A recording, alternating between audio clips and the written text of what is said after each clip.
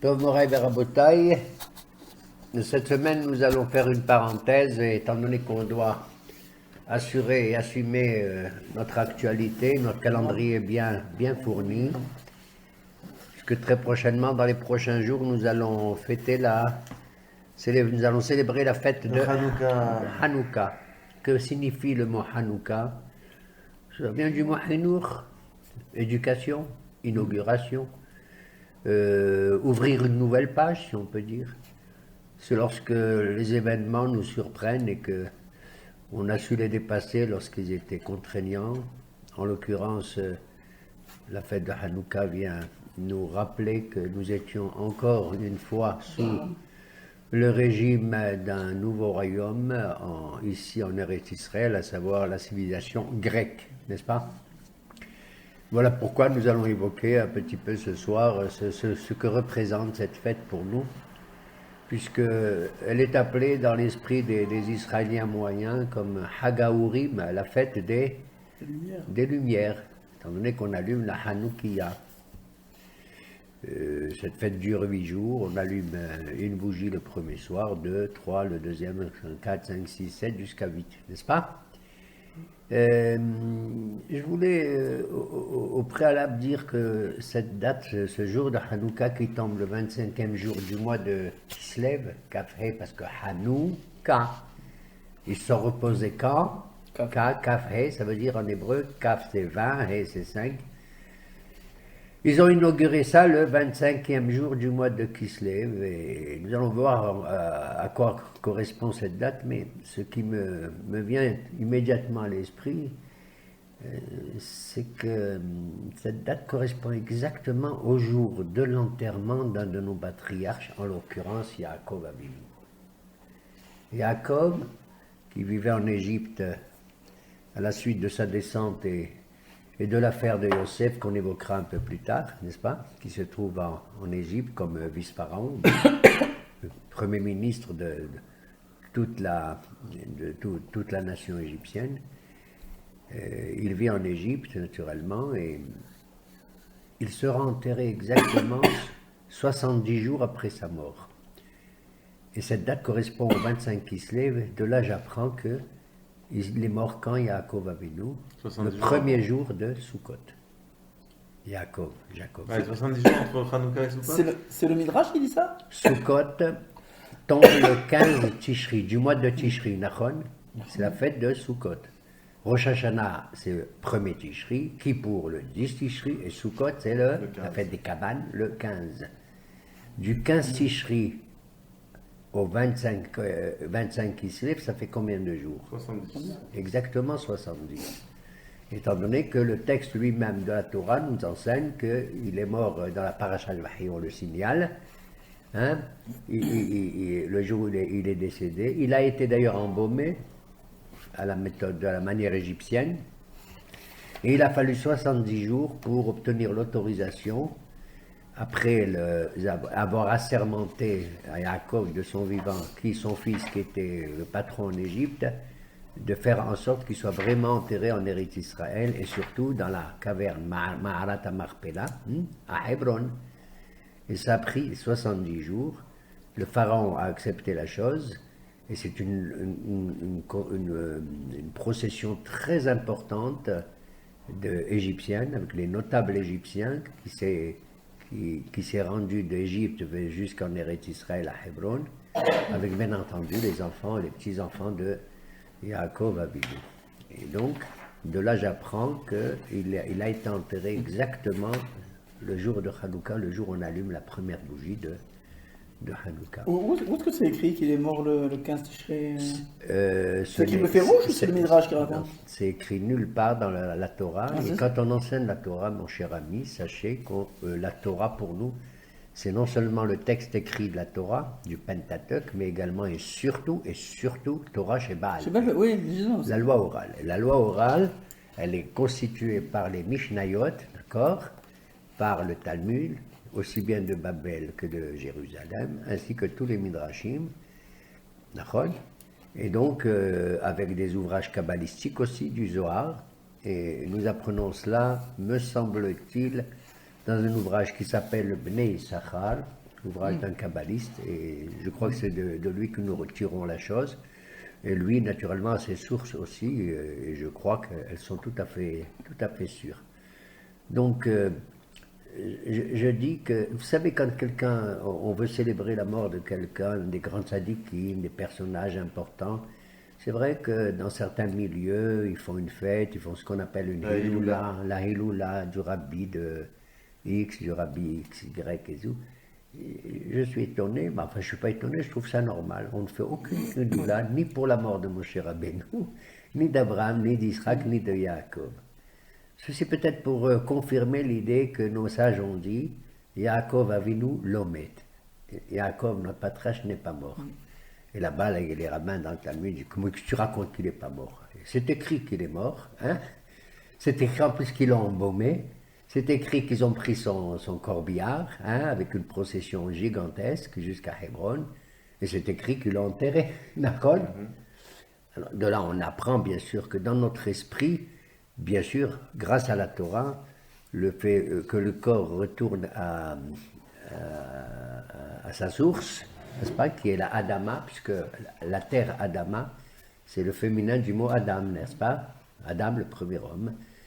Ce n'est pas une véritable mort, une annihilation totale de l'individu, de l'être, et que pour nous, ce qui compte aussi, c'est bien sûr, il s'agit d'une séparation entre la neshama, entre l'âme et le corps, mais pour nous, la neshama reste toujours vivante et nous croyons dans l'immortalité de l'âme, d'une part. D'autre part, on peut dire aussi, sur un plan, je dirais, apologétique ou poétique, d'un personnage qui n'est pas mort dans le sens qu'il est vivant dans notre cœur, il est vivant dans notre esprit, n'est-ce pas? Il continue de vivre. Il y a bien entendu certains qui disent qu'il y a un gilgoul aussi, ce qu'on appelle la métampsychose, c'est-à-dire que quelqu'un d'important, ou peu importe, peut revenir ici ou là, et son âme peut d'une certaine manière vivifier l'esprit de Am Israël. Yaakov d'ailleurs a changé de nom, il n'a pas changé, il a conservé son ancien nom de Yaakov, il est devenu Israël. Et c'est de lui que nous tirons notre identité, n'est-ce pas, en tant que peuple. Je voulais signaler ceci pour montrer que si la lumière, ce n'est pas simplement quelque chose de visible, ce n'est pas uniquement quelque chose qui brille, mais c'est quelque chose qui anime, qui donne de l'espoir, c'est quelque chose qui est profondément intérieur. Bien sûr, on la matérialise à l'extérieur par l'allumage des bougies, etc., etc. D'ailleurs, anciennement, maintenant on utilise des bougies, mais anciennement on utilisait, anciennement et de nos jours aussi, de l'huile, une mèche et la flamme. Si vous voulez, l'huile, le shemen, il y a trois éléments qui se succèdent et qui se soutiennent les uns les autres. On a besoin à la fois de l'huile, mais l'huile a besoin de la mèche, et la mèche soutient la flamme, n'est-ce pas? Ce qui correspond aux trois, je dirais, couches de notre identité, qu'on appelle en hébreu nefesh, ruach et neshama. La vie physiologique, la vie, je dirais, intellectuelle, ruach, hein, comme l'esprit, le vent, et la neshama qui est la flamme, et se soutiennent les deux, d'une certaine manière. Et il faut voir dans tout acte apparemment, je dirais, noir, tout acte un peu dur, un peu, etc., qu'il peut donner du bien. Derrière tout mal, entre guillemets, que nous ressentons dans les épreuves et dans les décès, nous ressentons effectivement qu'il y a une énergie nouvelle, une libération de la neshama, de l'âme qui a accompli sa mission sur Terre. Elle n'est pas nécessairement très heureuse de le quitter, mais son temps est arrivé. C'est une mission. Quand on accomplit une mission, on la quitter. Et donc, l'huile, la mèche et la flamme, c'est nefesh, ruach et neshama.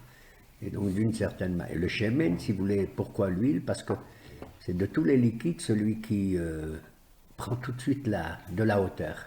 Mélanger de l'huile avec de l'eau, avec n'importe quel autre liquide, c'est lui qui surmonte toujours, par sa légèreté, par sa pureté, n'est-ce pas? Et je voulais dire par là aussi, pourquoi on utilise l'huile, c'est la chose la plus douce, c'est l'élément qui permet à la fois de donner de la lumière, mais qu'on utilise ici pour une énergie, hein? Pour l'énergie, on l'utilise pour notre énergie nutritionnelle, pour notre alimentation, Hein.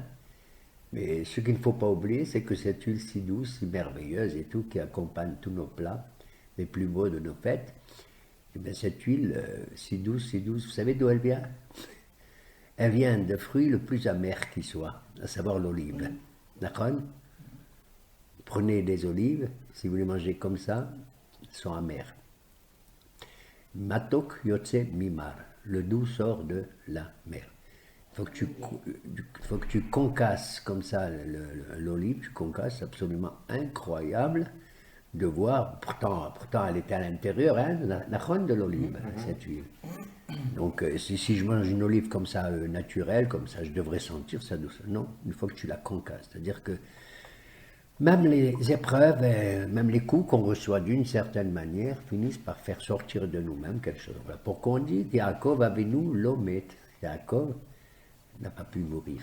C'est quelque chose qui est important. Et la vérité, je vais vous dire, il y a des grands personnages dans le monde qui ont joué un rôle important. Prenez Napoléon, prenez Socrate, prenez je ne sais pas qui encore. Hein? Il y a une liste impressionnante de personnages gigantesques qui ont construit quelque chose quelque part dans le monde et auquel on doit rendre grâce, bien sûr. Mais très sincèrement, dans notre vie personnelle en tant que nous-mêmes, en tant qu'être humain, et surtout en tant que juif, il n'y a pas de personnages qui ont conservé un souvenir, une mémoire, qui ont eu une influence aussi grande que nos patriarches, Abraham, Yitzhak et Jacob, non seulement sur le plan historique, parce qu'ils sont à l'origine de la naissance de notre peuple, mais également parce que ils ont apporté au monde une image, un visage divin auquel nous tenons, à savoir, qui équilibre nos énergies, qui équilibre notre manière de penser et de raisonner, à savoir l'amour, la justice et la vérité. Abraham, Yitzhak et Jacob. Voilà pourquoi je vous demande de penser à lui encore, à Yaakov Avinu, le jour où on va allumer les bougies, le premier soir. Pensez à Yaakov Avinu, Shehu Israël, n'est-ce pas? Et donc, ce que je voulais dire également, et qui m'a tout à fait étonné, vous savez, il y a combien de mitzvot dans Hanouka? On doit faire combien? 2. On doit faire 2, hein?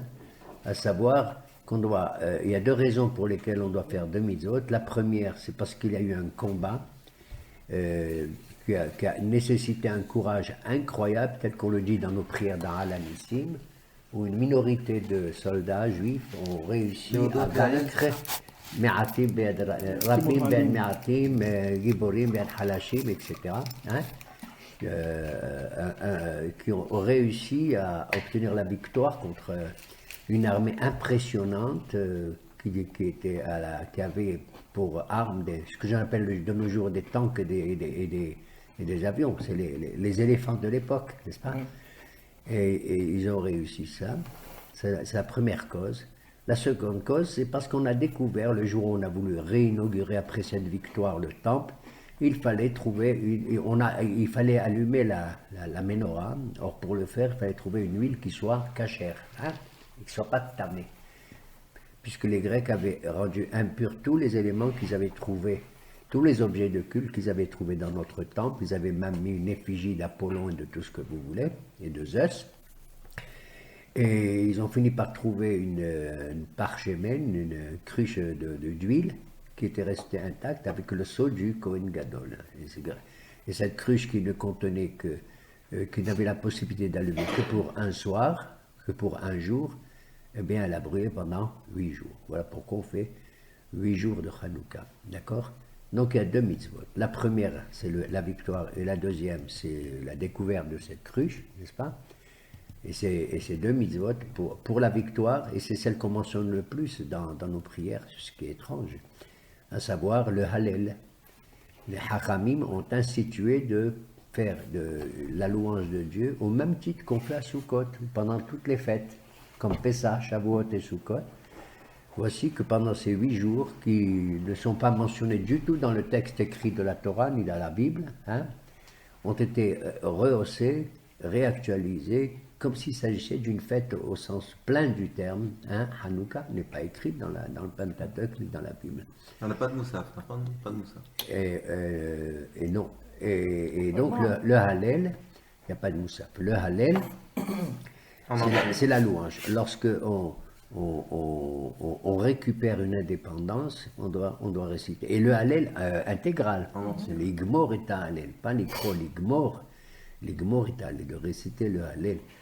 Alors, ce que je voulais souligner ici, par rapport à la deuxième mitzvah, c'est d'allumer les bougies. D'accord? La Hanoukia.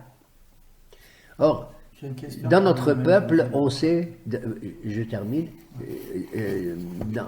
chez nous, en général, au niveau populaire, on considère que la fête de Hanouka, puisqu'on l'appelle Chag HaOrim, la fête des Lumières, c'est l'allumage de la Hanouka qui est le plus important, qui est vraiment mise en valeur, c'est vrai. Et c'est vrai. Mais je voudrais souligner le fait que quand on étudie nos maîtres, en l'occurrence le Rambam, Rabbi Moshe ben Maïmonide, dans les 2 chapitres qu'il consacre à la fête de Hanouka, eh bien le premier des chapitres ne parle que de quoi? De la guerre. Que de la guerre. Il ne parle que de la victoire et il met en valeur le fait que nous devons louer Akadosh Baruch Hu pour la victoire, ce qui est très rare, On n'a jamais, nous, fêté, comment on appelle ça, le 14 juillet, le je sais pas quoi, hein. Mais là, ce qui est aussi étonnant, c'est que dans toutes les halachot de Maïmonide, qu'il s'agisse de Pessah, Shavuot, Sukkot, Tishri, Rosh Hashanah, il n'a jamais écrit une introduction de type historique pour rappeler les événements qui se sont passés. Par exemple, pour Pessah, Rambam dit oui, nous étions en Égypte, il s'est passé ceci, il attaque directement les halachot, les préceptes de notre fête. La seule fois où, de toutes les fêtes, il fait une introduction simple mais très forte, c'est à propos de Hanouka. Pour rappeler combien le combat que nous avions contre le royaume ou la civilisation grecque, etc., était un des combats les plus durs, pas simplement sur le plan de la bataille et physique, mais sur le plan idéologique et intellectuel. Pardon. Oui, les questions quand tu allumes les bougies de Hanouka, un exemple. Chez nous, quand j'allume intérieur, personne qui sait, que nous. Je peux allumer extérieur, je fais le bracha extérieur, je ne peux pas faire 2 seuls brachas, une seule. Oui, tu fais qu'une seule beracha. Oui, pour celle-là uniquement pour l'allumage. D'ailleurs, quand tu allumes la Hanouka, une fois que tu l'as posée, tu dois poser la Hanouka. Parce qu'il faut que je reste 20 minutes minimum pour regarder. Quand c'est carré, c'est mieux à faire une intérieure. Mais obligatoirement, attendez, je vais mettre de l'ordre pour cette question nécessaire et intéressante, effectivement. Dans l'ancien temps, les gens habitaient non pas dans des immeubles comme nous, ils avaient ce qu'on appelle des pavillons, des maisons de rez-de-chaussée. Et donc, il y avait de la part des Hachamim la volonté d'exprimer ce qu'on appelle Pirsumé Nissa, c'est-à-dire de rendre public le miracle de cette lumière qui a duré 8 jours au lieu d'un seul. D'accord? Et donc, la mitzvah, telle qu'elle figure dans le Shulchan Aruch, dans notre code, dit qu'on doit allumer la Hanoukia à l'extérieur de notre porte, de notre entrée, de l'entrée de la maison. Nous avons, quand tu entres dans la maison, nous avons la mezouza à droite, d'accord, et donc ils disent il faut mettre la Hanoukia à gauche, de telle sorte que quand tu rentres, tu es entouré par 2 mitzvot, celle de la mezouza et celle de la Hanoukia, et tu la mets à peu près à 1 tefa, c'est-à-dire à 8 cm à l'extérieur de la porte. Et pourquoi la mezouza on la met à droite? Il n'y a pas écrit. Mais Hachamim, Torah chez Baal Pi, encore une fois, la loi orale le dit. Il est écrit Urtavtam al mezuzot betecha. Tu écriras sur les poteaux de ta maison. Betecha. Al tikra betecha et la biatra. Ne dis pas uniquement tu les écriras sur les poteaux de ta maison. Betra biatra. Quand tu rentres. Or, quand tu rentres, c'est la droite qui commence à faire le premier pas. Donc, il faut mettre la mezouza à droite. La Hanoukia, elle se met à gauche, et toi qui entres maintenant dans ta maison, tu es censé porter un talit sur toi, ne serait-ce que le talit katan, et ainsi on est entouré des mitzvot. Ça veut dire que tu as le tzitzit, c'est tzadik, la lettre tse. Tu as la mezouza, c'est la lettre mem. Tu as Hanoukia, c'est la lettre het, ça fait tzemah. Et là, tu fais entrer Tzemach Tzedek, c'est-à-dire l'image du Mashiach et du Messie, qui entre comme ça dans ta maison. Donc, Tzemach, ceux ça veut qui dire ont quoi une vie. exactement Tzemach, ça veut dire le bourgeon. C'est Mars, c'est Bonjour. Parce que le Mashiach, il met du temps à venir. On ne se rend pas compte de sa venue. C'est comme une plante qui, progressivement, n'est-ce pas, croît. Sa croissance est lente, mais elle est assurée. Donc, tous ceux qui ont un pavillon, tous ceux qui vivent dans un lieu, je dirais, tranquille, hein, entre nous, doivent allumer à l'extérieur de leur maison la Hanoukia. À cause de quoi? Pirsum Nissa. Ils doivent le faire, comme dit Rambam, en principe, au coucher du soleil, et tu mets de l'huile d'une certaine quantité qui doit durer au minimum une demi-heure, pas plus. D'accord? Qui doit durer une demi-heure. Mais maintenant, nous habitons dans des immeubles. Imagine-toi quelqu'un qui habite au 30e étage, ou même au 4e étage. La publication du miracle que tout le monde doit voir n'existe pas. C'est quelque chose d'absolument inouï. Je vais pas, moi par exemple, j'habite dans un étage où je suis seul dans mon palier. Si j'allume à l'extérieur de ma porte, qui c'est qui va voir ça? C'est moi qui dois voir au moins, n'est-ce pas? Ce qui fait que Haramim m'ont dit, de nos jours, nous habitons tous dans des immeubles, on la met sur la table de la cuisine, on l'expose devant une fenêtre, de telle sorte que les gens à l'extérieur puissent voir. Et ainsi, c'est magnifique de voir toutes nos fenêtres briller comme ça par ça. Quelqu'un qui n'a pas pu allumer, par exemple, il est très loin. Eh bien, qui c'est qui doit allumer à sa place, dans sa maison? Ben, sa femme. Les femmes sont soumises à cette mitzvah. Soumises dans le sens positif du terme. Elles sont hayavot. Contrairement. Non, parce que généralement, une mitzvah qui dépend d'un temps précis, les femmes sont dispensées. Mais là, elles sont tenues, pourquoi? Parce que les femmes ont joué un rôle déterminant lors de cette fête de Hanouka. Et c'est sur ce sujet-là que je veux à nouveau revenir. À savoir que le premier chapitre donc consacré à Hanouka chez Rambam, la Maïmonide, est consacré à cette guerre dans laquelle les gens plus tard vont voir un côté négatif, mais lui il voit que le côté positif, à savoir que c'est grâce à cette minorité de prêtres, des Kohanim de l'époque, que nous avons réussi à retrouver notre souveraineté, notre indépendance contre le pouvoir grec, et cette royauté a duré, il le dit avec beaucoup, on sent avec une joie infinie, cette royauté chez nous a duré pendant plus de 2 siècles, plus de 200 ans, jusqu'à la destruction du Second Temple. Jusqu'à la destruction du Second Temple, d'accord?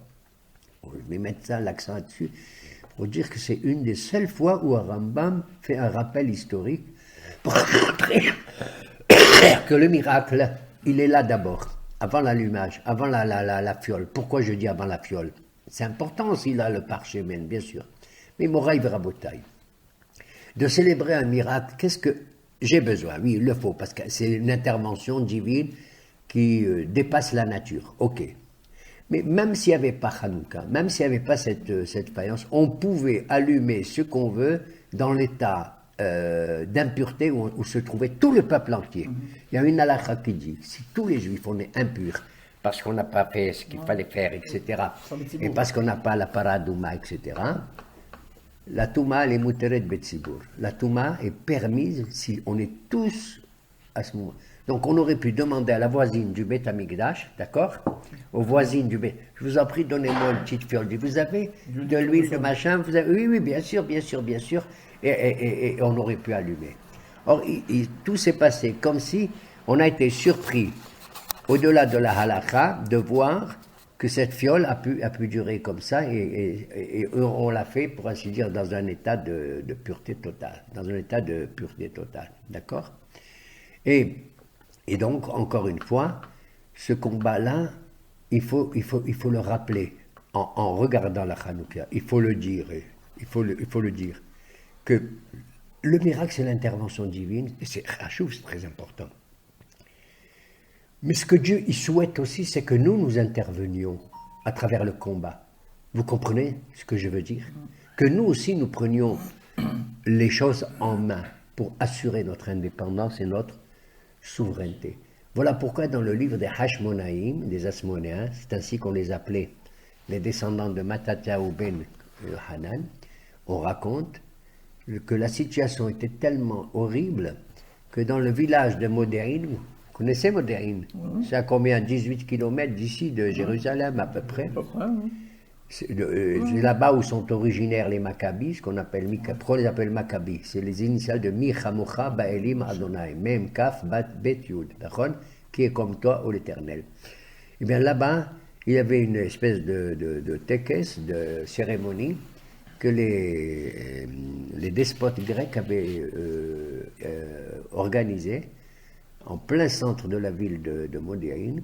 Ils ont construit un hôtel païen, avec naturellement les idoles, comme vous pouvez imaginer et tout. Et ils ont demandé à un assimilé juif, un mityaven comme on dit, un helléniste juif, qui a tourné sa veste, d'aller faire le korban, le sacrifice d'un cochon. Rien de moins qu'un cochon.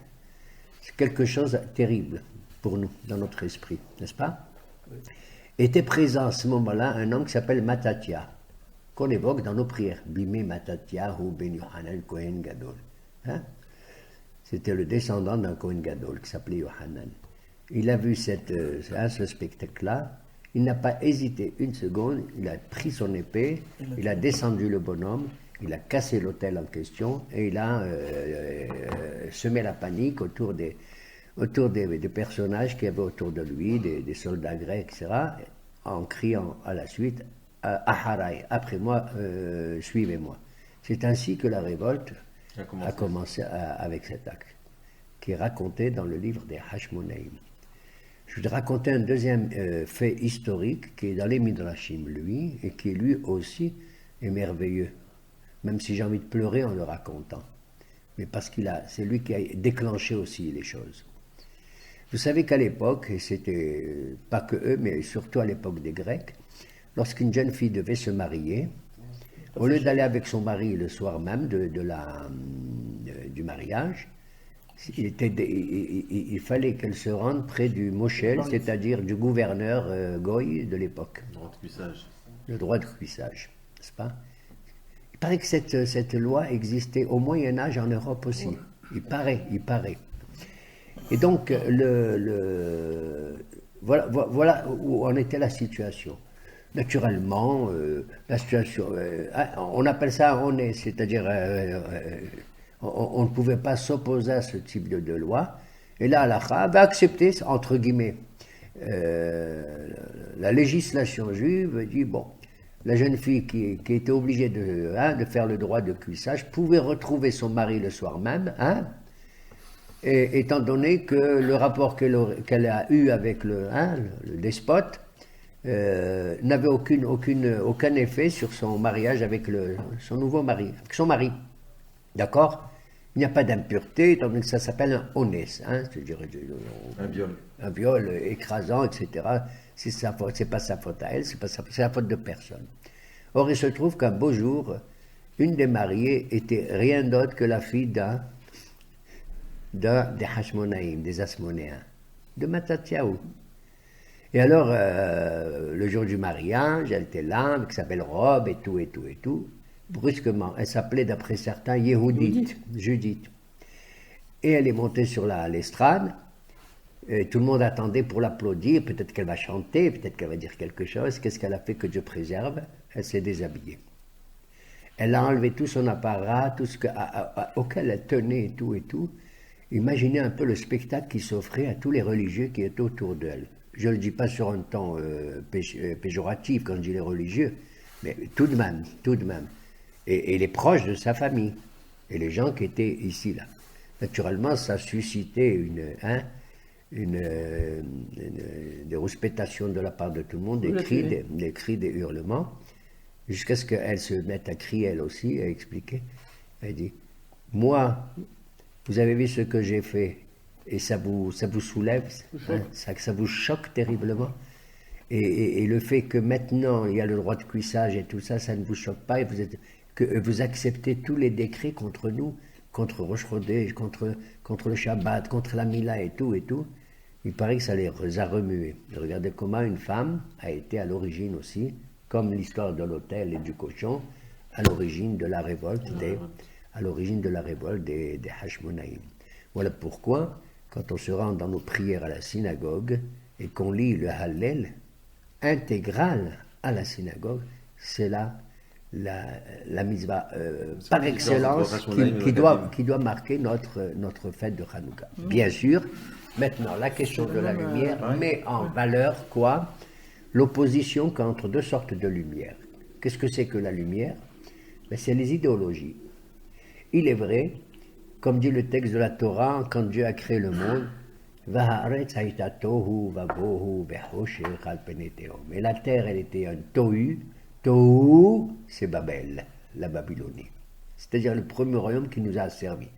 Bohu, en lui, c'est la Perse. L'Iran, la Perse de l'époque, était plus clémente que l'Iran d'aujourd'hui, croyez-moi. Ve'haosher, et les ténèbres, c'est la Grèce. Quoi? Au plus profond de l'abîme, c'est Édom. C'est la civilisation, je dirais en gros, sans que ce soit dans ma bouche péjorative, mais en gros, oui, occidentale et chrétienne. D'accord?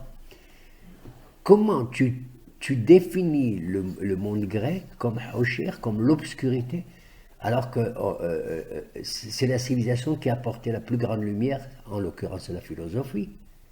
C'est en Grèce qu'on a vu monter Socrate, Platon, Aristote, Nachon, les stoïciens, etc., etc. Nachon? Ils ont apporté quand même quelque chose de bien. Ils ont élevé l'esprit, et c'est vrai, des hommes et tout. Ils ont lutté contre un certain nombre de choses négatives et tout. Mais, d'ailleurs, à tel point que les Grecs eux-mêmes considéraient que notre Torah à nous, notre Bible, était un joyau littéraire important, puisqu'ils l'ont traduite dans les Septante. Vous connaissez les Septante? Le Talmud évoque ça, et d'autres écrivains. Ils ont les 70 sages qui ont traduit de la même manière le texte biblique, le texte de la Torah à Ptolémée, Philadelphe, Nachon, qui était gouverneur grec d'Égypte. Et tout le monde considérait que la Torah, traduite en grec, eh bien, méritait de figurer dans les bibliothèques les plus nobles, comme Virgile, comme Socrate, comme Platon et tout. Les Grecs estimaient notre Torah comme une œuvre littéraire. Oui, c'est intéressant. Seulement, si vous voulez, la différence qu'entre eux et nous, la différence profonde, comme je le disais peut-être tout à l'heure par allusion, la lumière, leur lumière à eux, elle brille. Elle est éclatante, elle est visible, elle est impressionnante aussi. Mais notre lumière à nous, elle nous permet de voir. Elle nous permet de voir, de savoir où on se trouve véritablement, de comprendre nos origines. C'est comme cette lumière qu'Adam Arishon avait, d'une certaine manière, connue à l'origine de sa création. Nos sages ont dit, et la Torah le précise, que la première chose que le bon Dieu a créée dans le monde, Vayomer Elohim Yehi Or. Et Dieu dit que soit la lumière. Vayehi Or, et la lumière fut. Or, cette lumière primordiale des origines de la création permettait à Adam, comme ils disaient les Français Adam, de voir d'un bout du monde à l'autre. Il n'y avait rien dans la nature qui puisse masquer cette vision de la vie, cette vision de la création. Le monde créé, l'œuvre divine était tellement belle, tellement visible que Dieu était présent, pour ainsi dire. On voyait la main de Dieu à travers la... Alors que chez eux, les Grecs, si vous voulez, la nature est tombée bien bas et est devenue un masque, un écran qui a refusé de voir la lumière divine elle-même en tant que telle. Et ceci provient aussi du péché d'Adam, d'une certaine manière.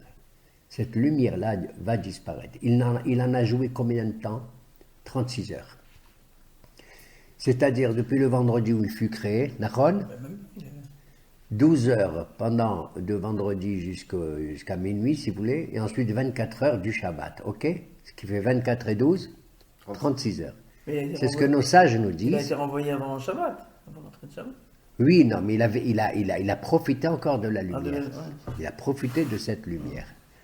Elle n'a pas disparu. Donc Adam Arishon a profité pendant 36 heures de cette lumière. Et après, l'obscurité est arrivée, celle du samedi soir.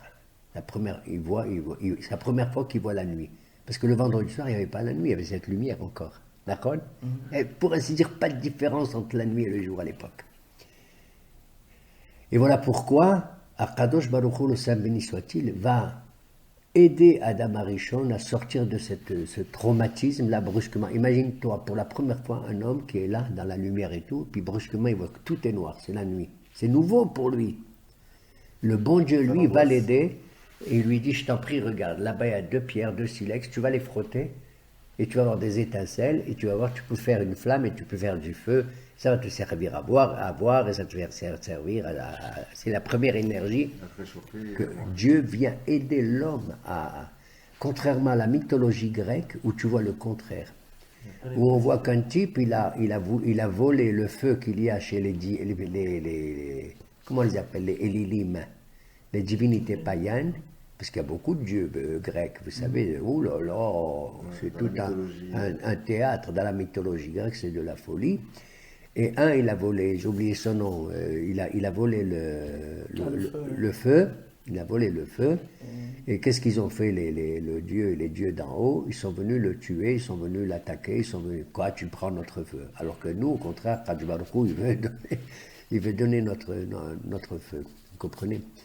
D'une certaine manière, ce qui nous oppose à la philosophie grecque, c'est pas ce qu'elle a donné de positif aussi, mais c'est sa présentation des choses, la défiguration de quelque chose. Ils ont défiguré l'origine de la vie.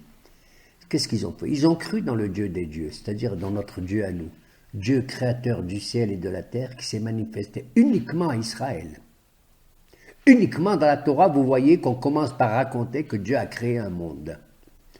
Uniquement dans la Torah, on voit que Dieu, il crée un seul homme qui est le père de toutes les nations du monde.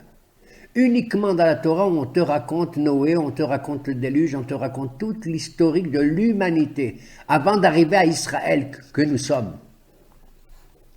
Aucune autre religion, dans son texte sacré, dans leur texte sacré, commence par ça. Ils commencent par mettre en valeur uniquement leurs héros, et rien d'autre. Et rien d'autre. En vérité, je vous le dis. Et moi, je vous dis en vérité que c'est la Torah qui est la vérité, qui est le véritable Emet, Titen Emet le Yaakov. Qu'est-ce qu'ils ont fait? Ils ont cru dans ce Dieu initial, créateur du ciel et de la terre. C'est vrai? Mais ils l'ont mis à la retraite. Il est Bepensia, comme on dit en hébreu. Il est pensionnaire, ce bon Dieu. C'est unique, que nous souhaitons plus tard qu'il soit le Dieu de tout le monde et que son nom soit un. Ils l'ont mis à la retraite, tout simplement. Et ils ont utilisé uniquement que les artistes, comme ça, de façade, de théâtre. Les artistes de théâtre. Ils se sont mis à adorer uniquement Apollon avec sa gloire et son sourire.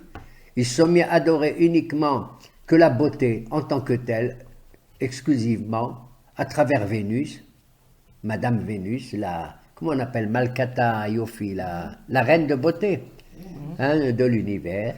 Ils se sont mis à adorer la sauvagerie. Ils se sont mis à adorer la guerre avec Mars. D'accord? Et ainsi de suite. Ils se sont mis à adorer les flèches de Zeus. D'ailleurs, le mot Zeus, c'est là que vient le mot français Dieu. Zeus, Théo, Zeus, Zéus, Théo, Dieu, etc. Et donc, ils ont, pour ainsi dire, remplacé, ils ont mis de côté l'origine même de tout. Et c'est contre ça que, voilà pourquoi. D'une certaine manière, ils ont fait de la nature un masque devant la véritable lumière. Voilà pourquoi, dans la Torah, on dit, et la terre, elle était tohu, c'est la Babylonie. Bohu, c'est la Perse. Et les ténèbres, c'est le monde heureux, c'est le monde grec. Si vous aviez rencontré à l'époque un homme merveilleux, entre guillemets, qui s'appelle Socrate, et que vous l'entendiez, vous deviendrez dingue. Comment il parle. Incroyable, mais quelle science il a. Mais il connaît la physique, il connaît les mathématiques, il connaît la médecine, il connaît tout ça et tout et tout. Mais les actes, ils n'étaient pas... Seulement, si vous lui dites au revoir, monsieur Socrate, au revoir, essayez de le suivre à l'extérieur et vous verrez où il va se rendre. Vous verrez la conduite d'un type comme ça. Je ne l'appelle pas Socrate en un seul mot, mais en deux mots. Vous avez compris? Il y a une différence entre ce que je vous dis et ce que je fais. Et c'est exactement contre quoi nos Hachamim, les Maccabis, les Hashmonaïm, ont lutté à cette époque-là, d'une part contre l'imposition de ce royaume, mais aussi contre leur idéologie et leur philosophie. Et donc ces 36 heures qu'a vécu Adam Arishon vont disparaître. Comment ça peut disparaître, cette lumière magnifique, l'origine du monde, qui nous permet de voir tout et de partout, y compris le bon Dieu? Mais le bon Dieu, il m'a donné cette lumière, pas seulement pour le voir, c'est parce que lui, il veut se montrer aussi. C'est la relation, c'est la Hidgalut qui compte chez nous, c'est la parole divine qui compte chez nous, effectivement. C'est ce rapport et ce dialogue avec lui qui compte. À chaque fois que tu manges n'importe quoi, tu te dis, toi qui as créé le fruit de la terre, toi qui as créé de l'eau, toi qui as créé ceci, toi qui as créé cela. Ce lien que nous avons avec Akadosh Baruch Hu, le Saint, béni soit-il. Alors nos maîtres ils nous disent, voilà pourquoi on fait Hanouka. Ah bon? Il dit oui, ça a duré 8 jours. Le premier jour, tu allumes une lumière, une bougie. Le deuxième, combien? 2. Le troisième? C'était 1. 4, 5, 6, 7 et 8. Maintenant, monsieur, puisqu'on est juif, on va faire vite le calcul.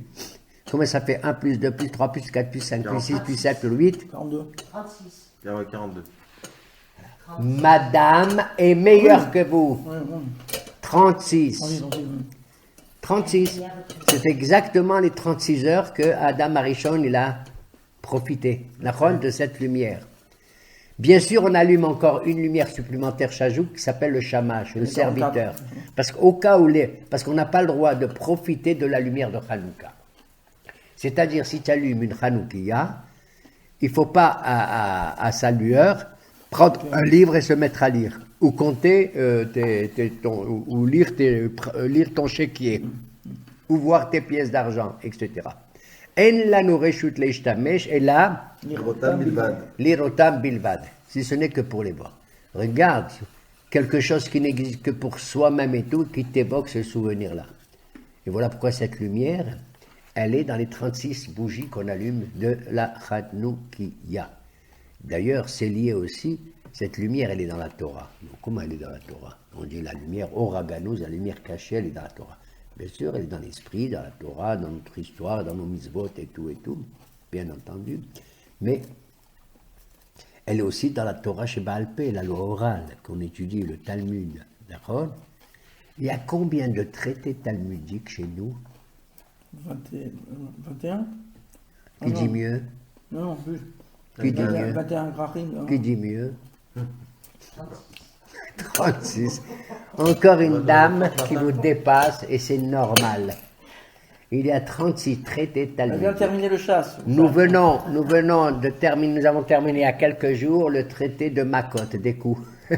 D'accord, qui s'appelle Makot, et nous entamons le Ah, j'en traité souviens. des serments de Shevuot. D'accord? D'accord?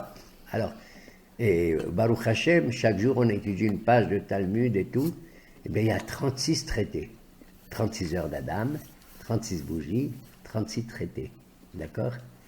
Et d'après certaines traditions aussi, dans chaque génération et génération, Il y a 36 le mérite de combien de justes il y a? La medva. La Medvav Tzadikim, les 36 Tzadikim. D'accord? Et on peut comme ça étendre nos textes sur ce chiffre-là de 36, mais je ne veux pas aller plus loin parce que ce serait compliqué pour nos esprits de conduire. Donc on a ce lien, si vous voulez, entre Adam Arishon, entre les bougies de Hanouka, les tzadikim, les êtres vivants et tout et tout. On voit que dans tous les domaines du monde, cela se retrouve. Donc vous voyez, c'est le 2e chapitre de Maïmonide qui parle de l'allumage des bougies. Et bien sûr, à ce moment-là, on va dire comment on va accomplir cet acte sur le plan halachique, sur le plan légal, pour qu'il soit valable. D'accord? Alors, une des premières conditions, c'est de dire Adlaka osa mitzvah. C'est le seul fait d'allumer qui est la mitzvah en elle-même. Ça veut dire que si tu allumes ta Hanoukia, tu dois l'exposer dans l'endroit qui convient, comme on l'a dit, de telle sorte qu'elle puisse être visible de l'extérieur. Mais une fois que tu l'as allumée, tu ne changes pas de place. Et si tu l'allumes, tu fais en sorte que tu l'allumes dans un endroit où il n'y a pas du vent qui risque d'éteindre ces flammes. Si par hasard elle est bien exposée comme il convient et qu'elle s'éteint d'elle-même, et une zakoukla, c'est fini. Tu as fait la mitzvah, elle s'éteint, mais elle s'éteint. Même si elle n'a pas duré une demi-heure. Pour Rambam, il faut l'allumer au coucher du soleil jusqu'au moment, et le Shulchan Aruch le précise aussi, jusqu'au moment jusqu'au moment où à l'extérieur, il n'y a plus de passants. Là-bas, ils exposent, ils disent de quel passant il s'agit, ils disent les Tarmudim. Parce qu'à l'époque, dans leur temps, il y avait des vendeurs comme ça, ils vendaient du bois léger comme ça. Mesdames et messieurs, nous vendons du bois pour vous chauffer, nous vendons du bois pour vous éclairer, nous vendons du... Et à un certain moment, ils disent, c'est fini. C'est pas comme de nos jours, dehors dans la rue, tu as des réverbères et tout. À l'époque, il n'y avait rien du tout. Il n'y avait aucune vie extérieure. Voilà pourquoi le Hanoukia, c'est inutile qu'elle continue de s'allumer après une demi-heure, après la tombée de la nuit. Maintenant, de nos jours, c'est plus pareil. Il est évident qu'avec le mode de vie que nous avons, on va pas allumer la Hanoukia au coucher du soleil et on va attendre. Et regarde déjà, avec l'heure d'hiver, c'est impossible. On n'est pas encore à la maison, les enfants ne sont pas rentrés, le mari n'est pas là, la femme elle fait autre chose, elle est occupée, etc. Donc, quel que soit le moment où la famille est réunie à une heure normale, on fait tous ensemble l'allumage de la Hanoukia. Comme je l'ai dit, les femmes sont soumises à cette loi, comme on l'a dit. D'accord ? Le mari, il est absent pour ceci, pour cela. Maintenant, si quelqu'un, le pauvre, il est seul, je dirais, j'allais dire presque un SDF, à la limite, un SDF, ou quelqu'un qui n'est pas chez lui, dans sa ville et tout, il n'a pas de quoi allumer et tout, il n'y a rien. Il sort dans la rue comme ça, et il voit des Hanoukiot allumés, il peut faire une bracha. Il ne fait pas la bracha l'adlik ner Hanouka, mais il fait Sha'asa nisim la'avotenu, bayamim ha'em bazeman hazeh. Et le premier soir, il ajoute Shehianu. Les deux autres soirs, il fait une seule bracha, il fait que Sha'asa nisim, il ne fait pas Shehianu. Comme nous on fait le premier soir, on fait Shehianu. Et regardez comme c'est merveilleux, comme on dit dans ça.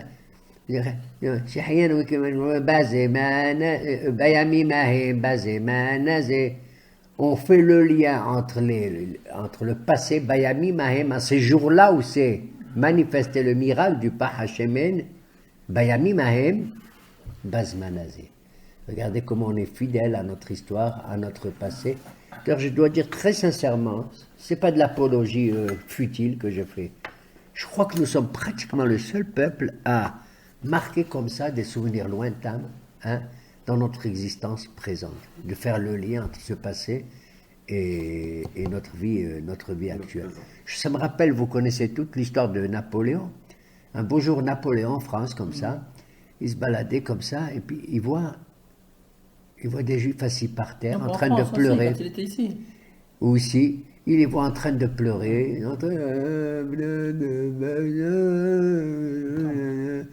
Il lisait les lamentations de Jérémie. Il a dit, qu'est-ce qui se passe? Il se demandait, il s'est dit, tiens, que Dieu préserve.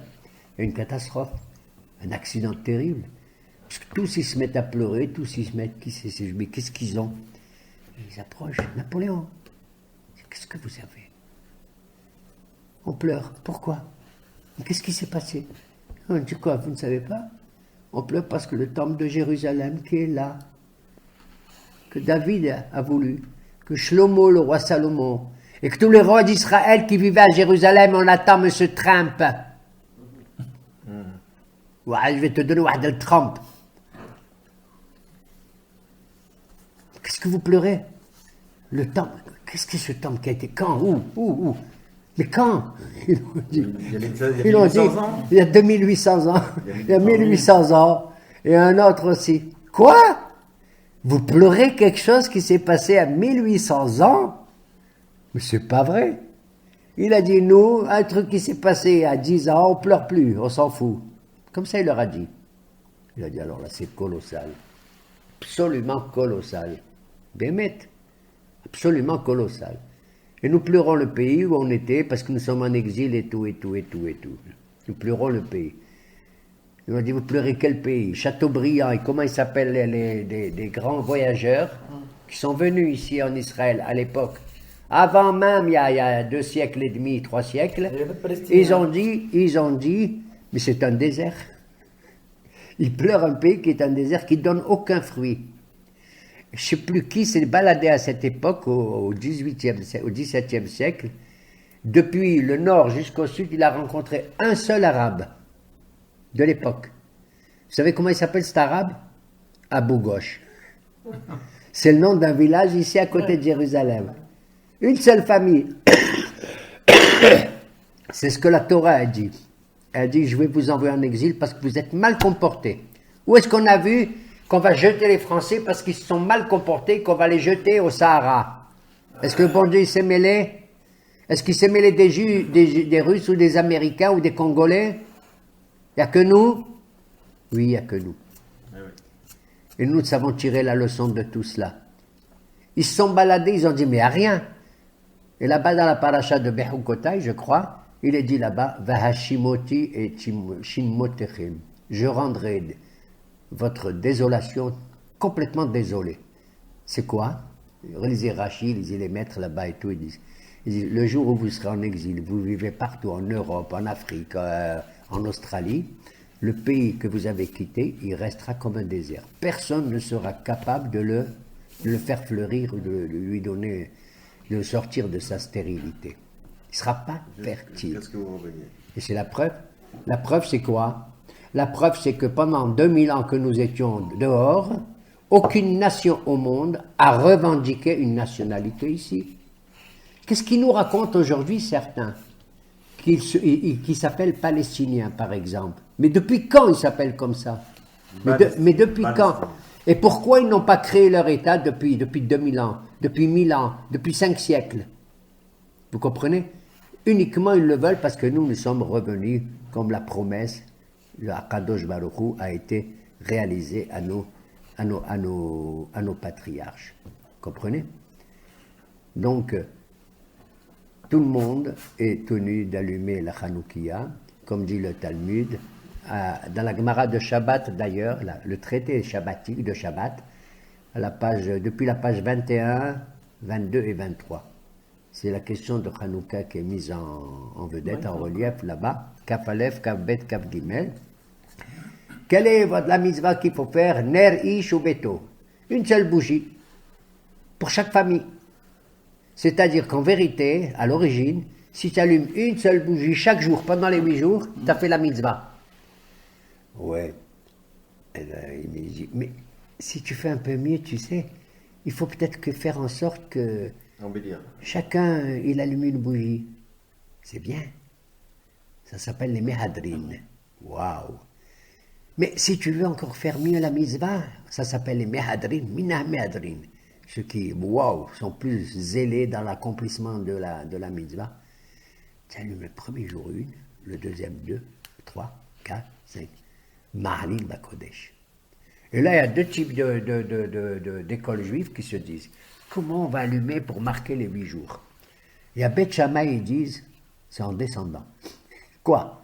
Premier jour, tu allumes 8, après 7, 6, 5, 4, 3, 2, 1. Par rapport aux jours qui restent. Beth Hillel, il dit, non, il faut mieux 1, 2, 3, 4, 5, 6, 7, 8, par rapport aux jours que tu viens de faire.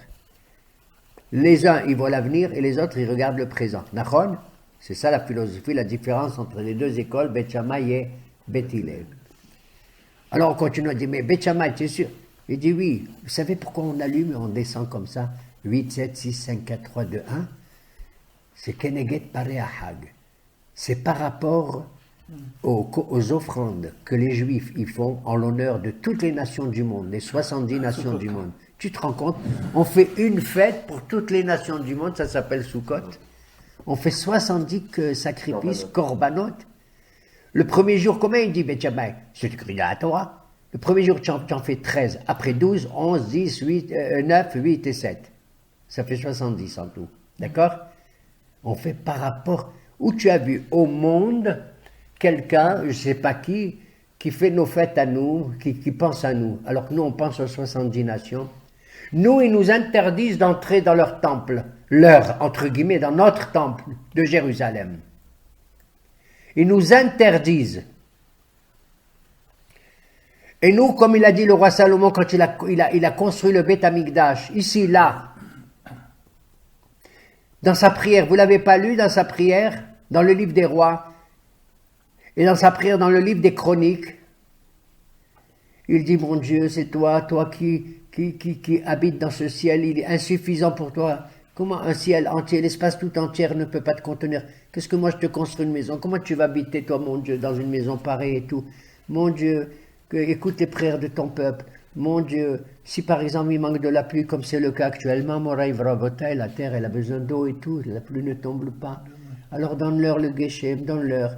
Si par exemple il y a des attaques d'abeilles, de machins et de sauterelles et tout, s'il y a la famine, tout ça répond à nos prières. Et tu sais par quoi il termine, le roi Salomon? Il devient dingue.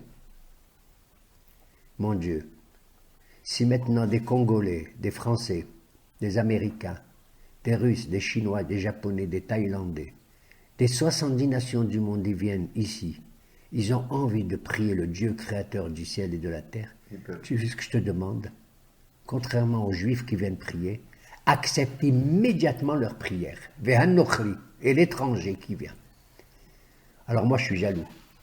Parce que l'étranger qui vient, on demande au bon Dieu, le roi Salomon a demandé, je t'en supplie, ce qu'il te demande, tu le fais. Bien sûr, il faut qu'il demande des choses qu'il a besoin, hein, pas des choses méchantes. Alors que si moi je viens en temple de Jérusalem, je dis, mon Dieu, non. Tu sais ce qu'il me fait répondre, le bon Dieu? Ouais, monsieur Gaz, peut-être je vais vous donner, mais ça dépend de vos mérites. T'entends? Mais dis-moi, pourquoi ça ne dépend pas du mérite de l'autre qui arrive, l'étranger? Non. L'étranger, il arrive, tu te rends compte, rien que le fait qu'il vienne ici, qu'il demande au Dieu créateur du ciel, j'accepte. Vous avez compris? Le fait de venir ici, pour lui, c'est un mérite extraordinaire. Vous voyez comme on est ouvert? Vous voyez comme notre temple, à nous, il est plein? Et comment le monde du temple, comme eux, ils appellent la sharif, tout ça, il est bourré d'étrangers ici. Peut-être qu'il y a plus d'étrangers que de juifs. Absolument incroyable. Absolument incroyable. Et c'est cette lumière que nous voulons dans la fête de Hanouka diffuser, Be'ezrat Hashem. Voilà pourquoi Beth Shammai dit, voilà, on fait en descendant par rapport aux offrandes qu'on fait 13, 11, 12, etc., par rapport aux nations du monde. Moi, j'ai trouvé ça magnifique. Mais la halakha n'est pas comme lui. Elle est comme Beth Hillel. Il dit, tu fais en montant 1, 2, 3, 4, parce que Ma'alin Bakodesh. Parce qu'on doit toujours monter et progresser dans la sainteté. L'homme n'est pas statique. Les anges, aussi grands qu'ils soient, ils sont statiques, comme a dit le prophète Zacharie. Mais l'être humain doit progresser sans cesse, chaque jour. Il a une vie en lui, une énergie nouvelle qui se renouvelle sans arrêt. D'accord? Voilà pourquoi Ma'alin Bakodesh, et c'est ainsi qu'on doit s'élever, Yeratzon, qu'on puisse retrouver notre temple et notre menorah, comme ce sera la Haftara de Hanouka, où le prophète Zacharie justement a dit, oh là là, qu'est-ce que je vois? Et il voit un chandelier. L'ange qui est à côté de lui dit, tu sais que... Il dit, je ne sais pas ce que ça veut dire. Un prophète comme Zacharie, qui voit une menorah s'allumer, il dit, il ne sait pas ce que ça veut dire? Un chandelier de cette branche? Tu te rends compte dans quel état on est? Si le prophète lui-même, je ne sais pas ce qu'il y a dans sa tête. Moi, je ne veux pas le juger, certainement pas. Mais je sais très bien pourquoi il a dit, je ne sais pas ce que ça veut dire. Il sait très bien ce que ça veut dire. Je ne sais pas ce que ça veut dire c'est honteux que moi je vois une menorah qu'elle n'est pas dans le temple de Jérusalem. Et je la vois uniquement dans le ciel. Moi je pense que c'est comme ça, il a dit le prophète. Non, je dis, toi tu ne sais pas ce que ça veut dire une menorah? Il dit, non. Il dit, je vois 2 branches d'olivier à droite à gauche, des branches d'olivier, qui l'illuminent, qui l'alimentent. Une c'est la royauté, lui dit l'ange, et l'autre c'est le grand prêtre. C'est l'homme de la politique, et c'est l'homme de la foi. C'est exactement les demi-heures de Hanouka. La politique, c'est le combat et tout, nécessaire. Et le Kohen, c'est l'allumage des bougies. Yeratzon, que nous puissions vivre ça très bien. Et ceci, ce cours est destiné à la réfoua chez les mains. Shlomo Chaim Ben Simcha, Betoch Chosh Chal Chavei Amo Israël. Amen.